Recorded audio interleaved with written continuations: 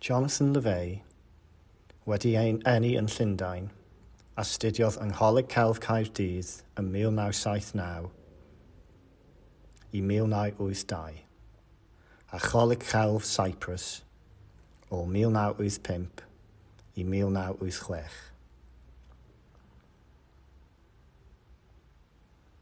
Mae wedi byw yng Ngogledd Cymru ers dros 35 blynedd.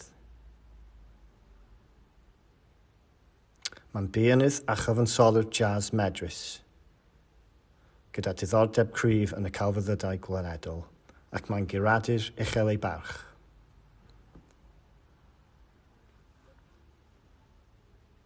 Arddangosfa unigol yw hon, yn cynnwys peintiadau mawr gan defnyddio arsylwi fel man cychwyn,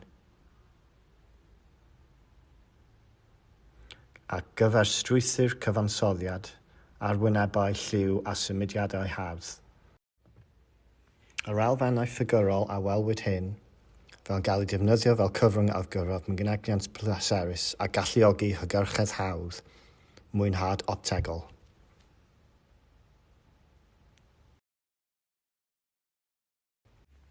Dyfyniad gan yr artist Claude Monet.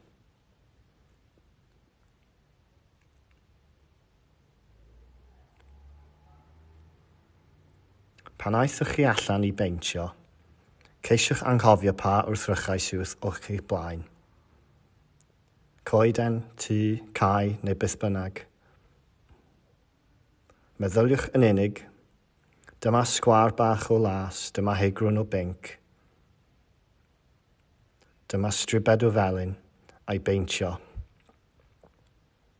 Yn union fel mae'n edrych i chi, y lliw a'r siap union. Nes i fod yn rhoi i chi, eich argrach naif eich hun.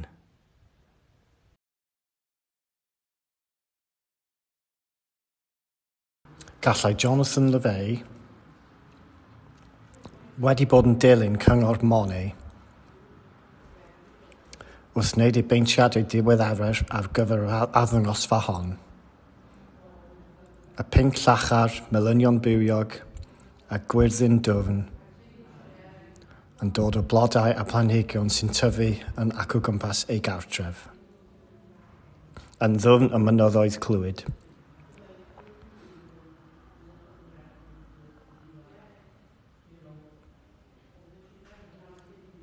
Ond maen nhw hefyd yn adlewyrchu ei diddordeb mewn siapiau, lliw a rhythm a'i edmygedd ar gyfer lliwiau'r beiddgar fel Matisse a'r artistiaid Fauve.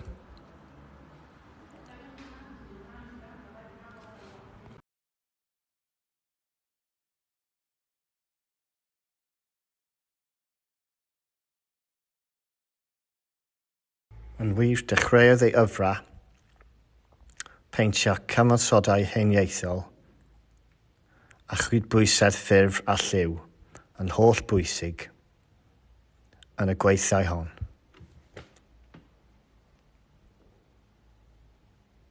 Maent fodd bynnag, hefyd yn bryderus am ei fywyd yng nghefn gwlad Gogledd Cymru a gwelwyr trwy gweithiau drwy lens o fyw ger môl famau gyda'r coedwigaidd a'r caeau cyfagos.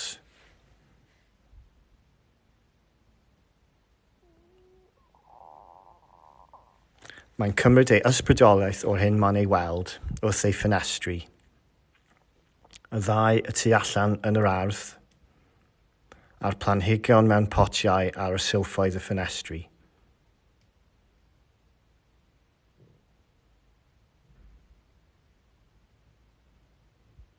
Yr astudiaethau agos hyn o ddail gwyrddlas morlaen laburnum a bodelia, gyda dail a blodau yn cwympo i ymyl y canfas, yn wahanol iawn i gyfres arall o weithiau o'r un cyfnod, sy'n dangos planhigion mewn potiau ar ben brwdd neu'r silff ffenestri yn edrych allan ymlaen i gefn gwlad.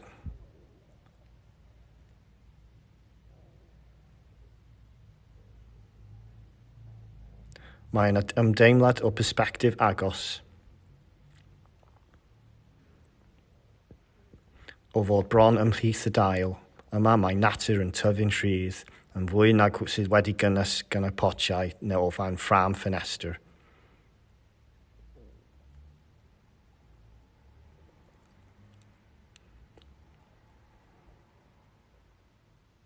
Mae'n ymdeimlad cryf o symudiad a rhythm ym mhob un o'r gweithiau, yn aml a gael ei greu trwy fflachiadau o lliw llachar,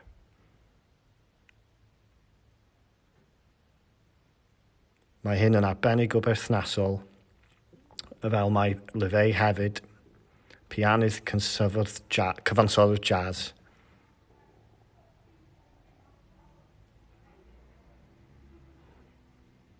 Mae llawer o teitlau cynnwys termau cerddorol fel legato neu allegro, sy'n atgyferthu'r rhythmau penodol o peintiadau.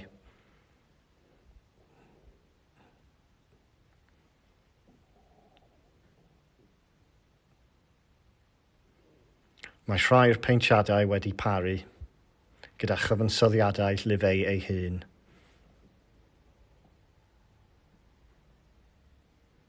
Wedi gychwyn trwy cod QR, ac wedi dewis fel bod y gerddoriaeth yn ychwanegu at y peintiadau wedi ysgogi gan y lliwiau a'r ffurfiau.